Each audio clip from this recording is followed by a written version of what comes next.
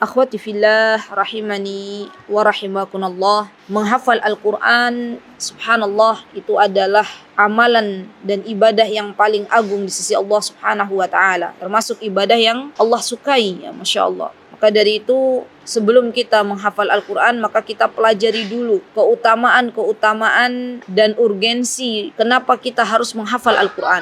Subhanallah ya akhwat, ketika kita paham keutamaan sebuah amal salih, maka itu akan membuat kita termotivasi untuk bisa menjalankan dengan sukacita. Jadi teman-teman yang dimuliakan oleh Allah, kenapa kita harus menghafalkan Al-Quran? Itu yang harus kita pahami dulu sebelum teman-teman semuanya menghafalkan Al-Quran. Yang pertama teman-teman, Masya Allah, ketahuilah wahai saudariku, ternyata siapapun di antara kita yang menghafalkan Al-Quran, maka dia adalah sahibul Quran.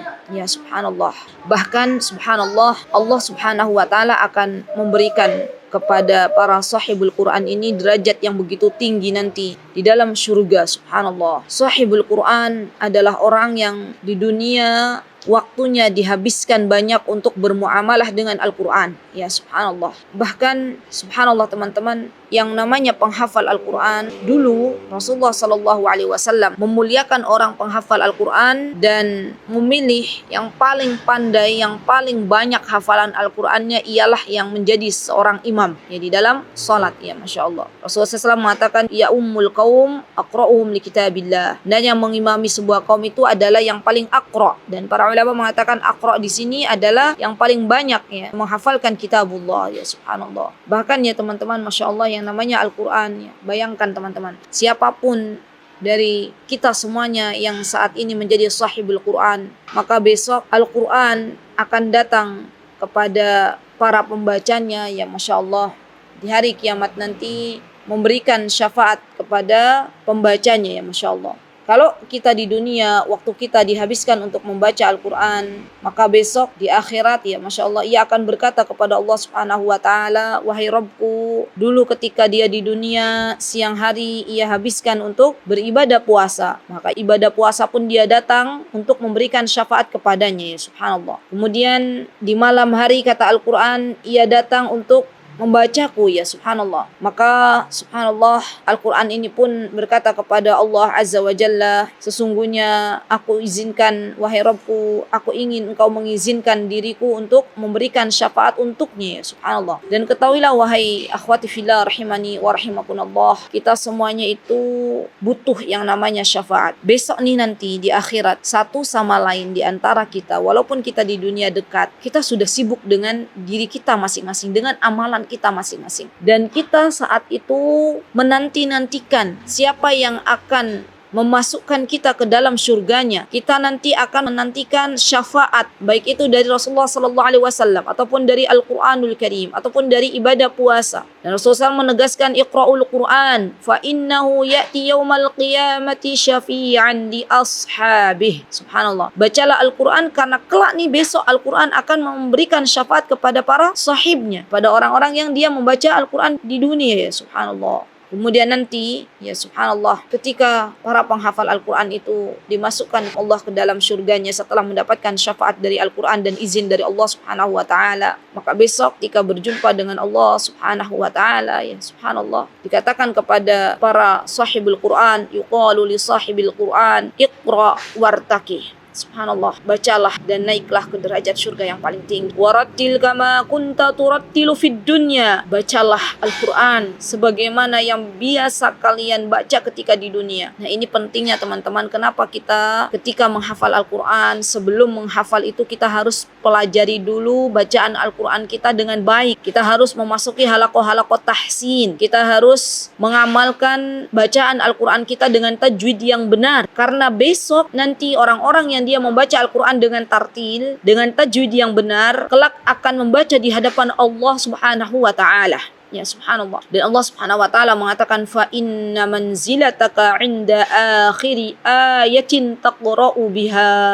Dan sesungguhnya posisi kalian adalah pada akhir ayat yang kalian baca. Subhanallah. Nih teman-teman, kalau orang gak hafal Al-Quran, maka bagaimana dia bisa membaca Al-Quran? Besok ketika menghadap Allah, kita sudah gak ada lagi yang memegang Al-Quran. Subhanallah, Al-Quran itu sesuatu yang kita baca adalah sesuatu yang kita hafalkan di dunia. Maka busyra, kabar gembira bagi siapapun yang Allah berikan rizki menjadi penghafal Al-Quran di dunia, ya subhanallah. Karena besok kelak nanti akan ada sesi di mana subhanallah Allah akan mempersilahkan untuknya membaca di hadapan Allah Subhanahu wa taala dengan tartil dan mengangkat derajat para sahibul Quran ini, para penghafal Al-Quran ini ke derajat yang paling tinggi, ya subhanallah. Dan ingatlah wahai saudariku, kita semuanya ingin cita-cita kita itu mulia di hadapan Allah dan Rasulnya. Kita ingin kita mendapatkan sebuah derajat yang luar biasa di hadapan Allah Subhanahu wa taala, menjadi insan-insan yang terbaik di hadapan Allah Subhanahu wa taala. Jika demikian, maka saatnya kita pahami apa yang telah disabdakan oleh Rasulullah sallallahu alaihi wasallam.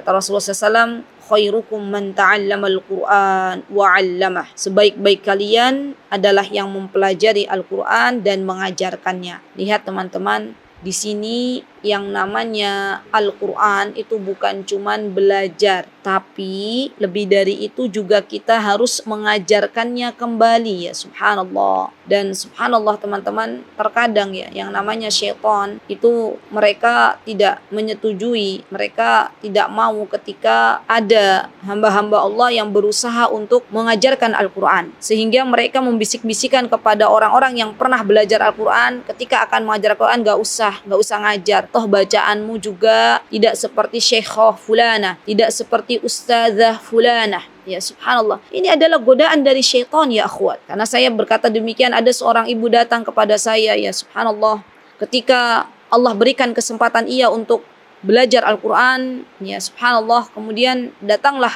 ibu yang ada di kampungnya itu meminta diajarkan Al-Quran, karena yang datang itu bacaannya masih ya ta-ta-ta, masih mengeja. Maka ibu itu bercerita kepada saya, ustazah, saya malu kalau harus mengajarkan Al-Quran kepada orang yang datang ke rumah saya itu. Saya belum bisa apa-apa ustazah. Saya katakan subhanallah ibu, ayo bismillah, ya, niatkan karena Allah. Apakah ibu tidak mau menjadi seorang yang khairukum man ta'allamal Qur'an wa 'allama, orang yang sebaik-baik orang di hadapan Allah dan Rasulnya, mengajarkan Al-Quran, mempelajari Al-Quran. Yakinlah ketika antum mengajarkan Al-Quran kepada orang lain, Allah tuh akan kasih guru yang terbaik, guru yang lebih baik dari guru yang sekarang, subhanallah. Tapi bagaimana ustazah, saya belum hafal 30 juz misalnya, ya, yang berkata demikian. Subhanallah, mengajarkan Al-Quran itu tidak harus menunggu 30 juz, ya akhwat, subhanallah. Kita boleh ketika kita sudah masuk halaqah tahsin, ya, ketika kita sudah berusaha untuk memperbaiki makharijul huruf kita, sifat huruf kita, mengetahui hak-haknya Al-Quran, maka kita boleh mengajarkannya.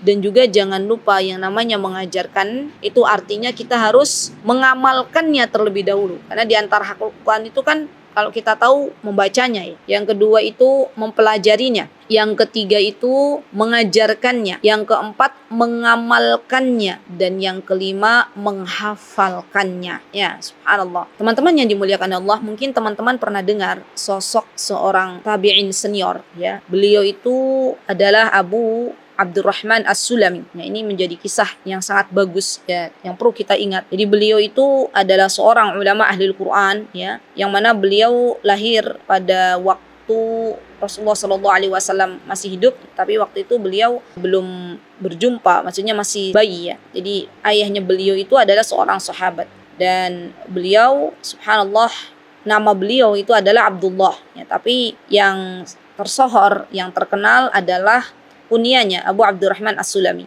Beliau dulu adalah sosok yang sangat gemar mengajarkan Al-Quran, ya, mempelajari Al-Quran, ya, Masya Allah. Beliau mempelajari Al-Quran, teman-teman.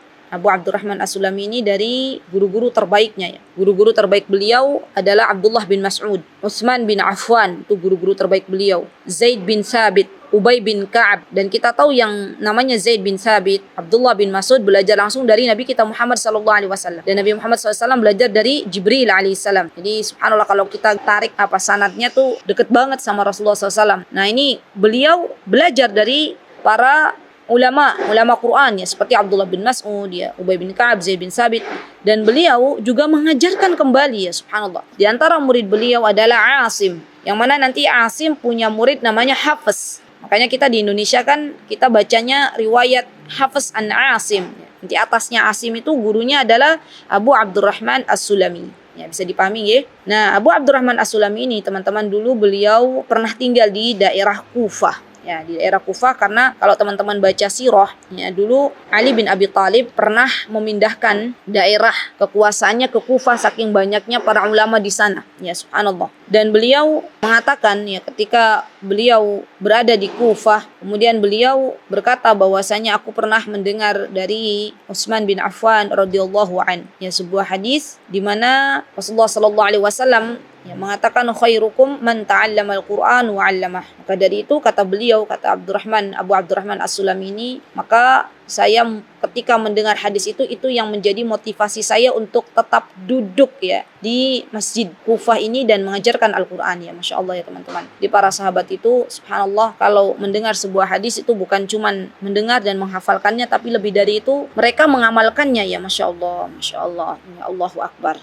Subhanallah. Dan para sahabat radhiyallahu anhum jami'an ya akhwat, kalau kita pernah baca sirah mereka ya Masya Allah, mereka itu ketika menghafal Al-Quran mereka bukan hanya menghafalkan begitu saja ya, bukan cuman lomba-lomba cepet-cepetan ya, karena sekarang kan kita tahu ya teman-teman ada tuh program misalnya 1 bulan menghafal Al-Quran 30 juz, hafal betul, tapi setelah hafal akhirnya apa? Tidak paham apa isinya, apalagi mengamalkannya ya subhanallah. Para sahabat ridwanullah alaihim mereka itu ya sebagaimana dituturkan oleh Abu Abdurrahman As-Sulami, kata beliau akhadna al-Qur'ana an qaumin akhbaruna annahum kanu idza ta'allamu 10 ayat lam yujawizuhunna ila al-'ashr al-akhar hatta ya'lamu ma fihin fakunna tata'allamu al-Qur'an wal 'amal. Lihat teman-teman, ini yang perlu dicatat nih bagi para penghafal Al-Qur'an. Selain menghafalkan Al-Qur'an, juga dulu para sahabat ridwanullahi alaihim mereka itu tidaklah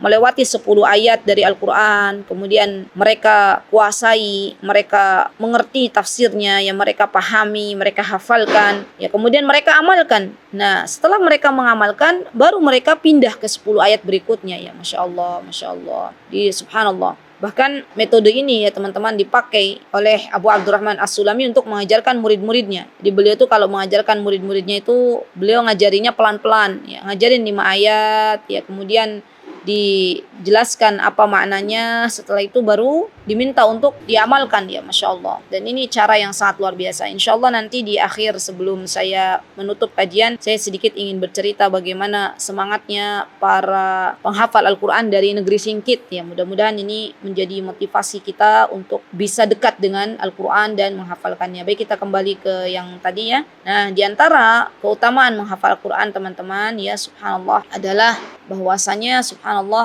Allah Azza wa Jalla itu subhanallah ketika mengangkat derajat sebuah kaum maka Allah angkat dengan Al-Quran ya subhanallah. Dan ketika Allah akan menghinakan sebuah kaum maka Allah pun hinakan kaum tersebut dengan Al-Quran ya Masya Allah ya. Jadi orang-orang yang dia meninggalkan Al-Quranul Karim, tidak mau mengamalkannya, maka Allah akan hinakan ya subhanallah. Dan orang-orang yang dia jaga Al-Quranul Karim kemudian setelah itu diamalkan, maka di sini akan diangkat derajatnya oleh Allah Subhanahu wa taala. Apa keutamaan agar kita bisa termotivasi untuk menghafalkan Al-Quran? Di antaranya saya akan menyebutkan hadis dari Abu Hurairah radhiyallahu an, ketika beliau mengatakan ya Nabi Hurairah radhiyallahu anhu ani Nabi sallallahu alaihi wasallam qala, dari Nabi kita Muhammad sallallahu alaihi wasallam. Ya, ini hadisnya berbunyi yaji'ul Qur'an yaumal qiyamati fayaqul, pada hari kiamat nanti Al-Quran akan datang dan berkata kepada para sahibnya, ya Rabb hillihi fayulbas tajal karamah,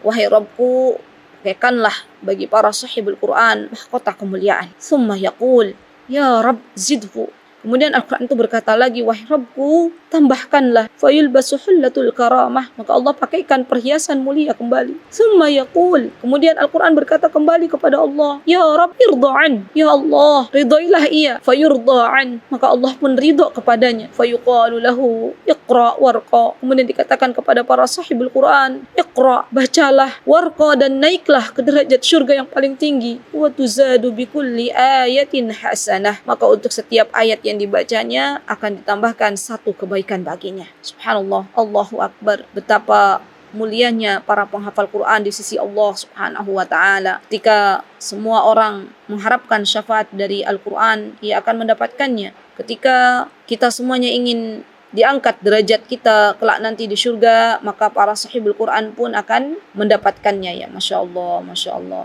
Dan ketahuilah wahai saudariku, sesungguhnya yang namanya kenapa kita itu harus menghafalkan Al-Quran. Karena subhanallah, ketika kita menghafalkan Al-Quran, maka itu sudah menjadi bagian dari modal utama kita dalam mempelajari agamanya Allah subhanahu wa ta'ala. Karena kita tahu ya subhanallah, yang namanya Al-Quran itu adalah sumber hukum dalam Islam. Dengan kita menghafal Al-Quran, maka kita lebih mudah untuk mempelajari ilmu agama ya subhanallah. Ketika kita hafal Al-Quran, maka kita akan lebih mudah untuk berdakwah ya subhanallah. Karena ketika kita berdakwah, dalil-dalil yang kita ambil dari Al-Quran akan bisa kita bacakan kepada para mad'u. Beda dengan ketika seseorang tidak menghafalkan Al-Quran, maka yang ada, yang disebutkan adalah bukan qala Allah wa qala Rasul, yang disebutkan adalah qala fulan wa qala fulan. Subhanallah. Ini merupakan modal utama bagi para penuntut ilmu. Di antaranya adalah hafalkan kitabullah azza wa jal ya subhanallah.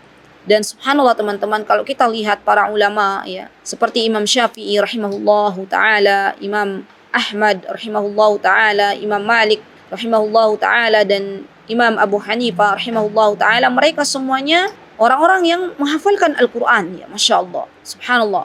Dan Allah angkat derajat mereka di dunia untuk menjadi para a'immah ya, menjadi para imam-imam fiqih ya, subhanallah, menjadi para fuqaha ya, Masya Allah. Dan inilah rizki dari Allah subhanahu wa ta'ala ya, Masya Allah.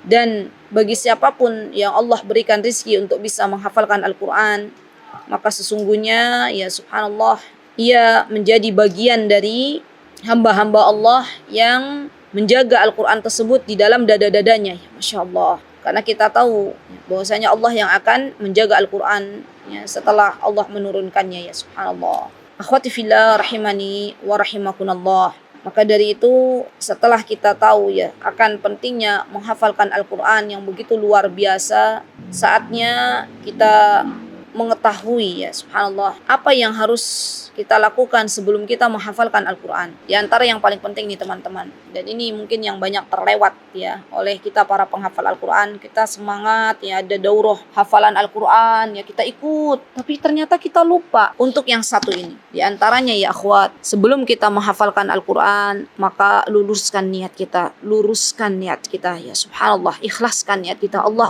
ya akhwat, Allah yang mengetahui apa yang ada di dalam hati kita. Luruskan niat kita. Kita ketika menghafal Al-Quranul Karim itu hanya untuk mencari ridhonya Allah subhanahu wa ta'ala ya subhanallah. Dan yang namanya niat itu harus benar-benar kita awali dengan keikhlasan. Kalau misalnya teman-teman sudah memulai ya niat dengan ikhlas, kemudian di tengah-tengah itu ada gangguan-gangguan dari syaitan, maka perlu adanya tajdidun niyah ya, memperbarui niat lagi ya subhanallah. Karena subhanallah ternyata ya teman-teman, yang namanya amal itu akan Allah terima ketika seseorang dia mengikhlaskan niat hanya untuk mengharapkan wajah Allah subhanahu wa ta'ala ya subhanallah. Dan subhanallah, ingatlah wahai saudariku, kalau kita tidak mengikhlaskan niat karena Allah, kalau kita hanya ingin disebut sebagai seorang qari, seorang yang pandai dalam membaca Al-Quran, seorang penghafal Al-Quran misalnya ya, maka ingatlah wahai saudariku, sesungguhnya orang yang pertama kali memasuki nerakanya Allah adalah orang-orang yang ia mempelajari Al-Quran, kemudian mengajarkannya, tetapi ternyata niatnya bukan untuk Allah. Akan didatangkan besok orang-orang yang dia belajar Al-Quran dan mengajarkannya, seorang qari, di hadapan Allah Azza wa Jal. Allah subhanahu wa ta'ala kemudian menyebutkan nikmat-nikmat yang Allah berikan. Allah akan mengatakan, bukankah dulu ya aku berikan kepadamu mata untuk bisa melihat Al-Quran? Bala ya Rabbi, ya wahai Allah. Ya sahibul Quran ini akan mengiyakan apa yang Allah subhanahu wa ta'ala jelaskan ya. Bukankah dulu, kata Allah subhanahu wa ta'ala, aku telah berikan engkau guru yang terbaik? Bala ya Rabbi, bukankah dulu aku telah memberikan kepadamu telinga untuk bisa mendengarkan murattal? Bala ya Rabbi, bukankah dulu aku telah memberikan kepadamu? Terus nikmat-nikmatnya dijelaskan oleh Allah subhanahu wa ta'ala. Kemudian Allah berkata kepada sahibul Quran ini ya, maka untuk apa engkau dulu mengajarkan Al-Quran ya? Untuk apa engkau dulu membaca Al-Quran? Kemudian sahibul Quran ini mengatakan, untuk engkau wahai Rabbi ya. Dan Allah mengatakan kadzabta, engkau telah berbohong. Karena Allah yang mengetahui hati-hati kita ya akhwat. Allah yang mengetahui kejujuran hati-hati kita. Jujurlah kepada Allah. Jujurlah kepada Allah. Demi Allah, kalau ada sesuatu yang tersimpan di lubuk hati kita yang terdalam dari sebuah niat yang tidak lurus, Allah mengetahui. Maka kemudian Allah mengatakan kadzabta, engkau telah berbohong. Bukankah engkau ketika dulu di dunia menghafal Al-Quran, membaca Al-Quran, itu agar engkau disebut sebagai seorang qari, agar engkau terkenal di halayak manusia, engkau adalah orang yang ahli dalam Al-Quran? Maka kata Allah Subhanahu wa Ta'ala, dulu engkau bukan untuk mendapatkan ridhaku ketika menghafal Al-Quran. Hari ini sungkurkan, ya, kata Allah Subhanahu wa Ta'ala, ya, wajahnya ke dalam api neraka. Sungkurkan wajahmu ke dalam api neraka. Ya na'udzubillah summa na'udzubillah. Ini yang seharusnya diingat-ingat ya akhwat ya. Jangan sampai na'udzubillah summa na'udzubillah kita akhirnya ya na'udzubillah ya kesengsaraan yang akan didapatkan nanti di akhirat. Wal'iyadzubillah. Kemudian ada kitab yang sangat bagus ya teman-teman. Ini yang paling penting bagi para penghafal Al-Quran ya. Ada kitab namanya kitab At-Tibyan ya, kitab Tibyan fi Hammalatil Quran. Itu bagus ya, Masya Allah. Jadi yang namanya para penghafal Quran itu juga mereka harus punya adab, ya, harus punya adab untuk ia gunakan di dalam kehidupannya sehari-hari. Kitabnya boleh teman-teman karena masih muda kan, teman-teman baca tuh, baca namanya At-Tibyan fi Adab Hammalatil Quran, karangan Imam An-Nawawi rahimahullahu taala. Ya, bagus ya dibaca dan subhanallah ini merupakan sebuah hal yang seharusnya dibaca terlebih dahulu bagi siapapun yang akan menghafal Al-Quran. Jadi jangan sampai kita akan membaca Al-Quran, kita akan menghafalkan Al-Quran, ternyata kita tidak mengerti adab-adabnya ya Masya Allah. Baca dulu kitabnya. Ya saya akan sedikit ya merangkumkan apa yang terkandung dalam kitab tersebut ya, diantaranya mengikhlaskan niat ya akhwat, ini paling penting ya. Kemudian di antaranya juga adalah ketika kita menghafalkan Al-Quranul Karim, kita niatkan untuk kita amalkan ya Masya Allah. Jadi jangan sampai ketika kita menghafalkan Al-Quranul Karim ternyata hanya untuk misalnya, hanya untuk mendapatkan kepingan-kepingan dunia saja. Subhanallah ya akhwat, orang kalau sudah meluruskan niat hanya untuk mengharapkan wajah Allah, kata Syekh Utsaimin, kemudian ia mendapatkan apa yang ditujunya, dan setelah mendapatkan ternyata dunia itu mengejarnya, maka itu tidak merusak keikhlasannya. Subhanallah, bisa dipahami enggak? Misalnya dia ketika menghafal Al-Quran tuh sudah meluruskan niat, ya Allah saya tidaklah menghafal Al-Quran kecuali ingin mendapatkan ridhamu ya. Setelah selesai ia menghafal Al-Quran, kemudian ada yang memujinya ya, misalnya, wah Masya Allah kamu sudah hafal Al-Quran ya. Terus kita baca doa ketika kita dipuji oleh orang lain kan. Nah kata Syekh Utsaimin, ini tidak akhirnya membuat ia atau tidak membuat merusak keikhlasan dia kepada Allah Subhanahu wa Ta'ala. Jadi yang pertama kali adalah ikhlaskan niat ya, ikhlasan niat. Kalau misalnya ada sesuatu yang didapatkan setelah meluruskan niat, maka itu bukan sesuatu yang merusak niat yang ia telah ikhlaskan hanya untuk Allah Subhanahu wa Ta'ala ya. Dan jangan lupa ketika kita hafalkan Al-Quran ya, minta pertolongan kepada Allah Subhanahu wa Ta'ala. Sungguh ya akhwat, saat ini ketika kita duduk di majelis ilmu ya, ini adalah sebuah pertolongan dari Allah Subhanahu wa Ta'ala. Kita tidak akan bisa barang membaca basmalah kalau bukan karena pertolongan Allah Subhanahu wa Ta'ala. Yang akan menjadikan mudah ketika kita menghafalkan Al-Quran, prosesnya itu adalah kita dapatkan pertolongan dari Allah Subhanahu wa Ta'ala. Jangan sampai mengandalkan kekuatan dalam menghafal saja, tidak ya. Jangan sampai kita itu hanya mengandalkan misalnya tes EQ, EQ-nya itu tinggi misalnya ya. Terus kayaknya selesai nih hafal Al-Quran sebentar aja misalnya. Ya subhanallah, kalau Allah tidak tolong ya, kalau Allah tidak kasih pertolongannya kepada para penghafal Quran, maka tidak akan Allah mudahkan jalannya. Dan subhanallah yang namanya menghafal Al-Quran itu teman-teman tanpa ada batas. Maksudnya begini, jadi semua orang tuh bisa menghafal Al-Quran, baik yang EQ-nya tinggi maupun yang EQ-nya rendah, baik yang otaknya encer maupun yang gegar otak sekalipun, yang lumpuh otaknya. Kan kita sudah pernah melihat ya, ada bocah-bocah cilik itu yang subhanallah ya dikatakan oleh dokter bahwasanya dia tuh lumpuh otaknya. Tapi ternyata dari mulut mungilnya itu subhanallah keluar ayat-ayat Al-Quranul Karim ya. Bahkan subhanallah hafal letak-letak ayatnya, subhanallah. Bahkan ketika ditanya kanan atau kiri dia bisa jawab ya, Masya Allah. Dan kita harusnya malu kepada orang-orang yang Allah berikan spesialan di dunia ya. Allah berikan kelumpuhan otak ya subhanallah. Dan kita yang benar otaknya, kita yang sehat otaknya, kenapa kita tidak menjadi hamba Allah yang terbaik dengan menghafalkan kalamullah ya subhanallah. Malulah kepada Allah azza wa jalla ya akhwat, ketika Allah memberikan kepada kita kesempurnaan nikmat, tapi ternyata kita tidak menggunakan nikmat tersebut untuk sesuatu yang tidak Allah ridhai ya subhanallah.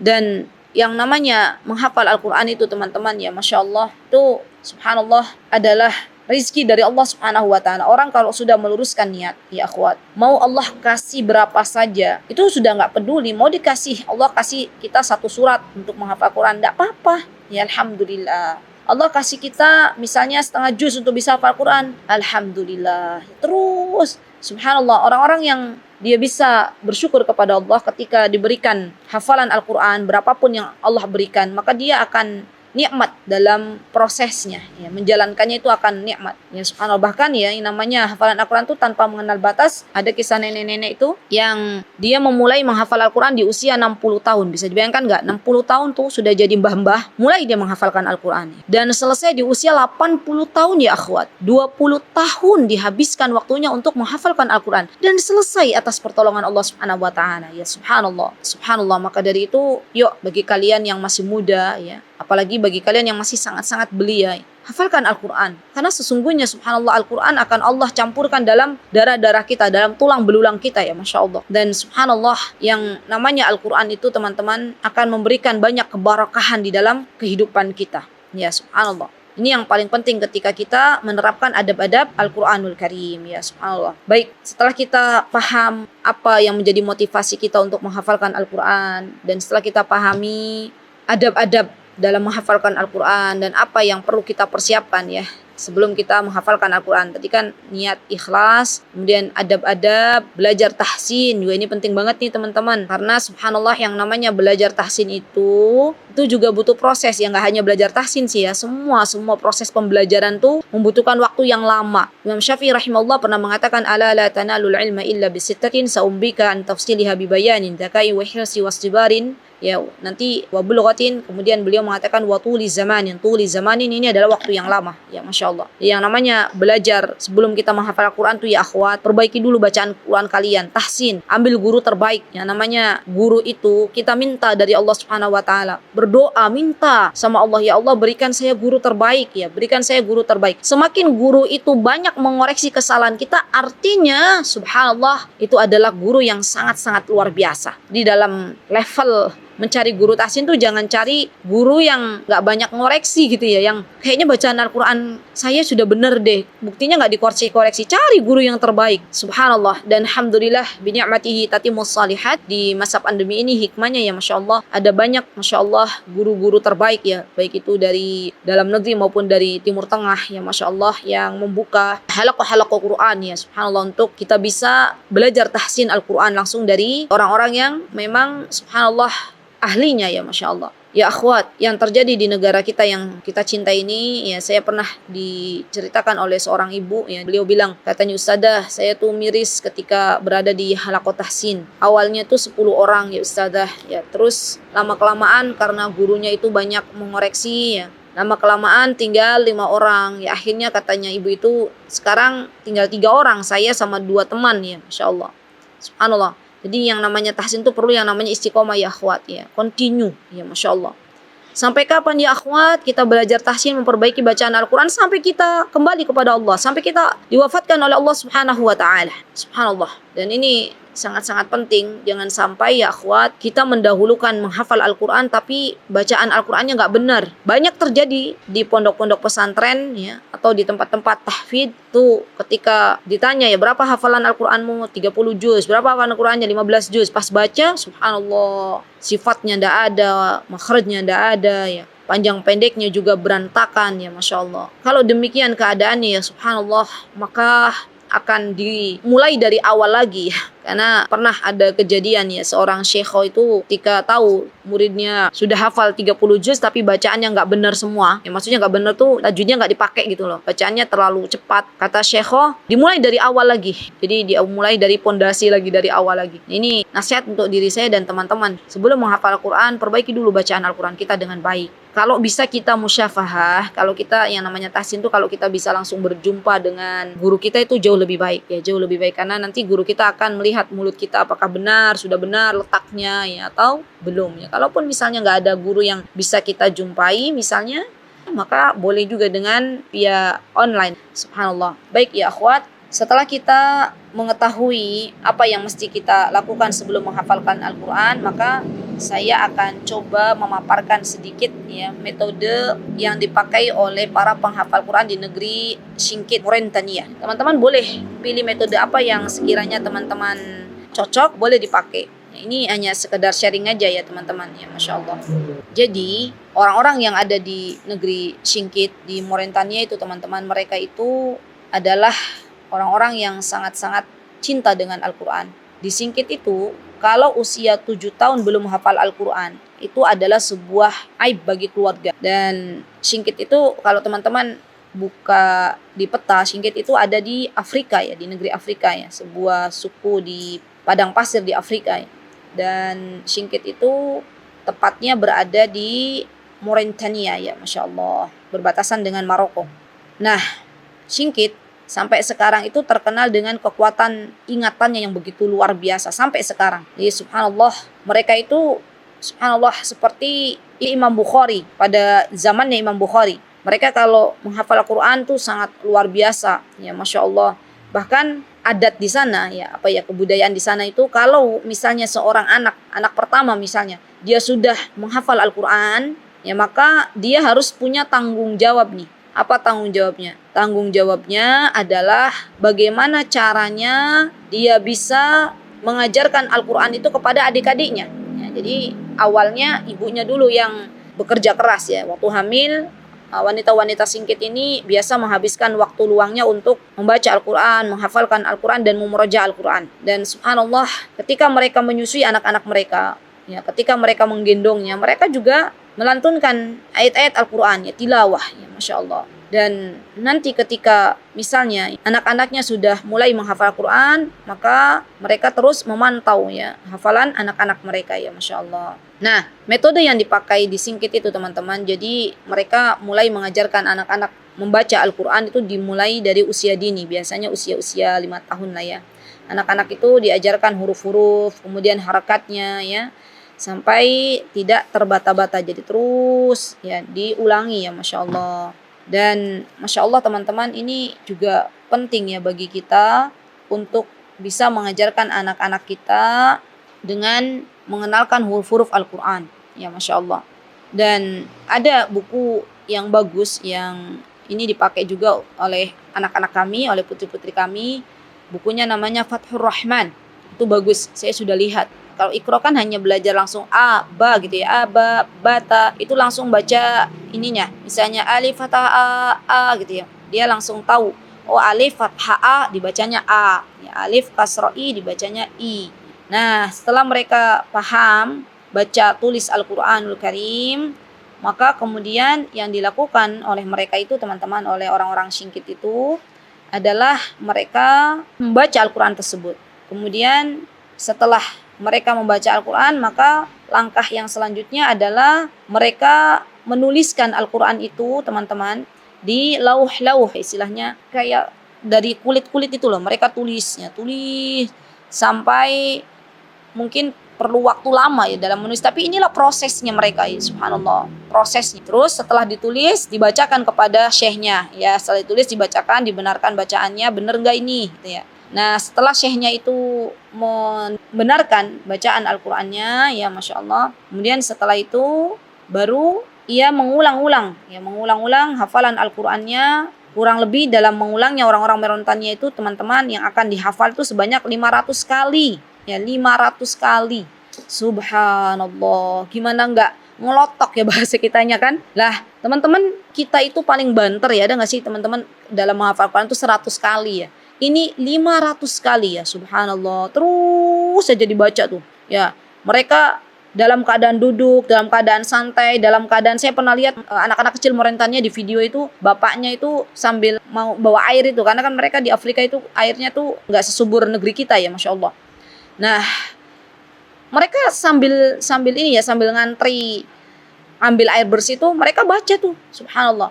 Jadi ya malulah kita ya sama anak-anak Mauritania, sama anak-anak Singkit. Kalau yang biasa kita baca itu adalah apa-apa yang ada di HP kita, apa-apa yang ada di gadget kita ya. Kita baca berulang kali, berjam-jam. Anak-anak Singkit itu yang dibaca adalah lauh-lauh atau tulisan-tulisan ayat Al-Quran yang telah mereka tulis. Ya Masya Allah. Ya subhanallah.